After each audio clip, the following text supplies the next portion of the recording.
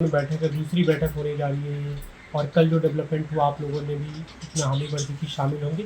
क्या कुछ रणनीतियाँ रहेगी आम आदमी पार्टी की? क्योंकि अब तक आपका एकमात्र एजेंडा जो रहा है जिस मुद्दे पे आप विपक्षी समर्थन चाहते रहे अध्यादेश है, लेकिन अब 24 की तैयारी को लेकर मैं क्या हो रही है? देखिए, मोदी सरकार ने दिल्ली के 2 करोड़ जनता के खिलाफ एक काला अध्यादेश पास किया है और मैं समझता हूं कि सभी राजनीतिक दलों ने उसका विरोध करने का फैसला लिया है।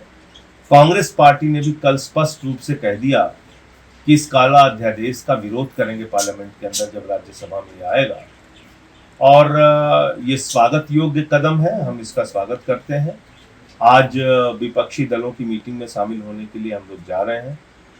हमारे नेता अरविंद केजरीवाल जी, भगवंत मान जी, हम सारे लोग जा रहे हैं आज बेंगलुरु की मीटिंग में और आगे का एजेंडा उस मीटिंग में तय होगा कि आगे इस विपक्षी एकता को कैसे आगे बढ़ाना है, कैसे 2024 के लिए तैयारी करनी है, वो सारे विषय बैठक में तय होंगे। लेकिन जहाँ तक आम आदमी पार्टी का प्रश्न था, एक बहुत बड़ा मुद्दा हमारे लिए ये काला अध्यादेश है जो 5 सुप्रीम कोर्ट के जजों के खिलाफ, दिल्ली की जनता के खिलाफ और लोकतंत्र और संविधान के खिलाफ लाया। आप लोगों की एक डिमांड है कि कांग्रेस पार्टी स्पष्ट रूप से अपना रुख स्पष्ट करे, स्पष्ट रूप से कहे, जैसे DNCTD का उदाहरण दिया जा रहा है कि तब कांग्रेस के 34 सांसद अनुपस्थित थे, कहीं इस बार भी ऐसा ना हो। तो क्या ये भी डिमांड रहेगी कि कांग्रेस व्हिप जारी करे या स्पष्ट रूप से कहे कि हम पूरी तरह से साथ देंगे?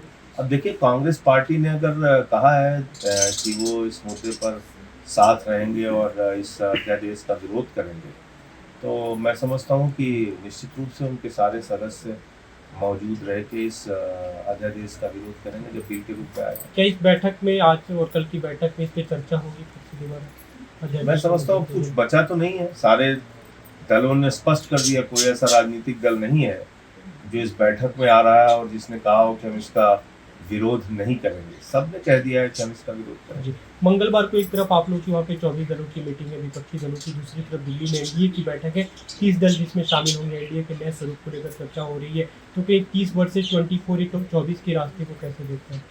देखिए, कम से कम भाजपाइयों ने अब ये स्वीकार किया कि उनको भी गठबंधन की जरूरत है। अकेले मोदी जी के चेहरे पर और अकेले मोदी के नाम पर करिश्मा करके हर चुनाव नहीं जीता जा सकता। ये तो खुद RSS ने मान लिया, उनके मुखपत्र ने लिख दिया।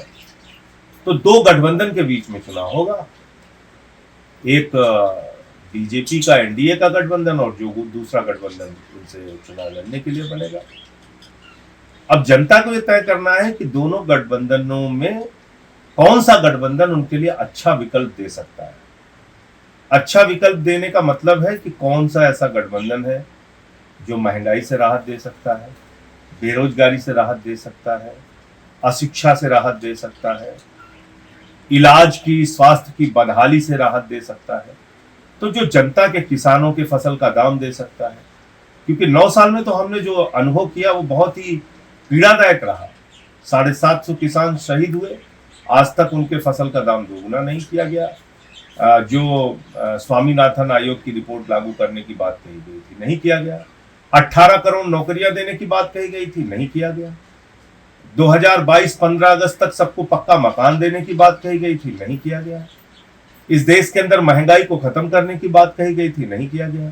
तो मैं समझता हूं कि नए रोजगार का सृजन नहीं किया गया। भारत माता की रक्षा के लिए जो हमारी सेना दिन रात अपनी जान कुर्बान करके भी देश की रक्षा करती है, उस सेना को कमजोर करने का काम किया गया अग्निवीर के माध्यम से। लेकिन इस पे बीजेपी तो ये सारा जो मुद्दा है, लोकतंत्र का मुद्दा है, देश के संविधान का मुद्दा है, संघीय ढांचे का मुद्दा है, इन सारे मुद्दों पर, इन सारे विषयों पर मोदी जी की सरकार 9 वर्षों में पूरी तरीके से फेल साबित हुई है। उनका रिजल्ट 0 है और इसके खिलाफ जो गठबंधन बनेगा वो देश के सामने एक नया स्वरूप, नया विकल्प लेके आएगा।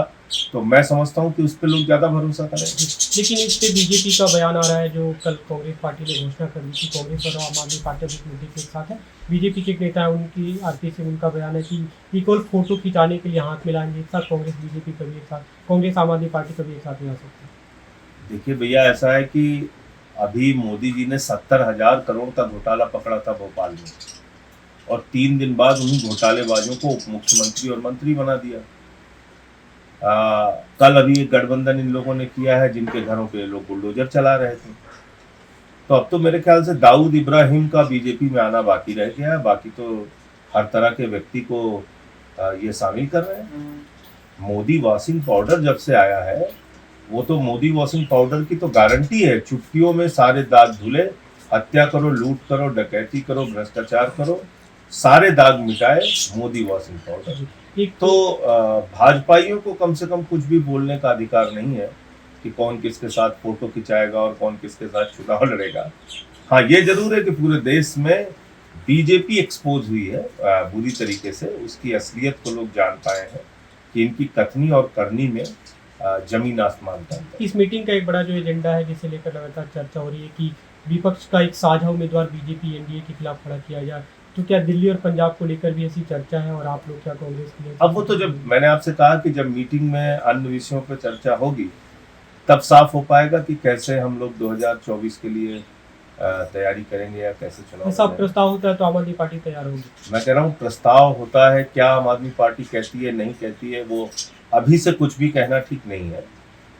हर मीटिंग की, हर बैठक की अपनी एक गरिमा होती है, इसमें जो चर्चा होगी उसके बाद सामूहिक रूप से कोई फैसला होता है तो आप सबको जानकारी दी जाएगी। एक दूसरा मुद्दा है दिल्ली में जिस पर लगातार चर्चा हो रही है, आपने भी सवाल उठाया जो यमुना में पानी आया उसे लेकर। कल मीनाक्षी लेखी ने एक बड़ा उस पर बयान दिया। उन्होंने कहा कि बीते 2 साल में जो फ्लड कंट्रोल डिपार्टमेंट की बैठक होती है जिसे सीएम हेड करते हैं बाढ़ को लेकर, उसकी कोई मीटिंग नहीं हुई और इतना पानी तो हमेशा छोड़ा जाता रहा है। हेमंता विश्व शर्मा का बयान है कि देखिए, ये भाजपाई जितने भी हैं, जितने लोगों को वोट दिया है दिल्ली की जनता ने, 7 सांसदों से हिसाब मांगना चाहिए। और मैं तो बहुत हैरान हूं कि दिल्ली को डुबाने के पक्ष में मीनाक्षी लेखी जी खड़ी हैं।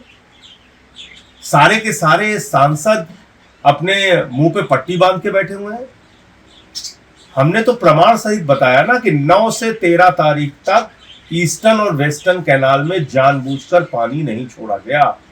6 दिनों तक दिल्ली में बारिश नहीं हुई, बावजूद इसके एक तरफा दिल्ली में पानी छोड़कर गहरी साजिश के तहत केंद्र सरकार, मोदी सरकार और भारतीय जनता पार्टी की सरकार ने दिल्ली को डुबाया।